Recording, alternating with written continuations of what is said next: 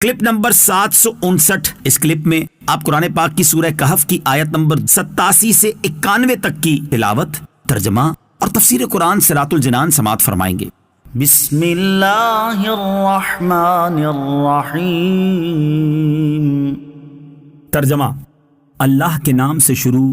جو نہایت مہربان رحمت والا ہے۔ قال اما من ظلم فسوف نعذبه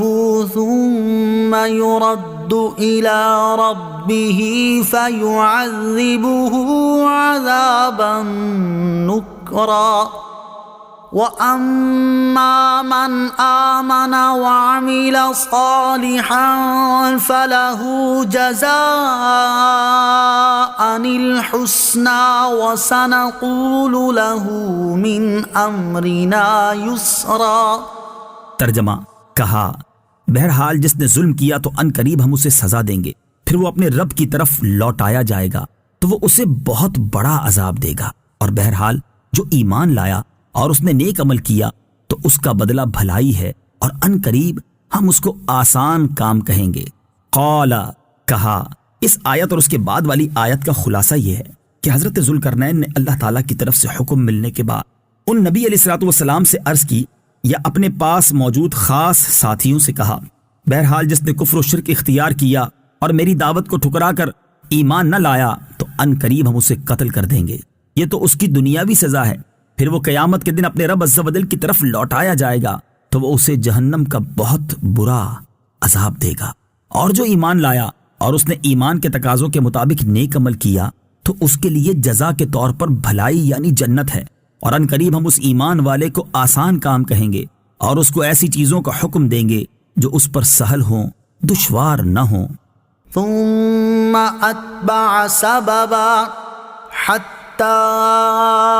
إذا بلغ مطلع الشمس وجدها تطلع على قوم لم نجعل لهم من دونها سترا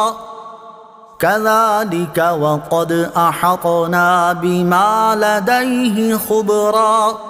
ترجمہ: پھر وہ ایک راستے کے پیچھے چلا یہاں تک کہ جب سورج طلوع ہونے کی جگہ پہنچا تو اسے ایک ایسی قوم پر طلوع ہوتا ہوا پایا جن کے لیے ہم نے سورج سے کوئی آڑ نہیں رکھی تھی۔ بات اسی طرح ہے، اور جو کچھ اس کے پاس تھا سب کو ہمارا علم محیط ہے۔ ثم، پھر تفسیر صراط الجنان میں ہے، یعنی حضرت ذوالقرنین رضی اللہ تعالیٰ عنہ مشرق کی طرف ایک راستے کے پیچھے چلے۔ سترن، آڑ،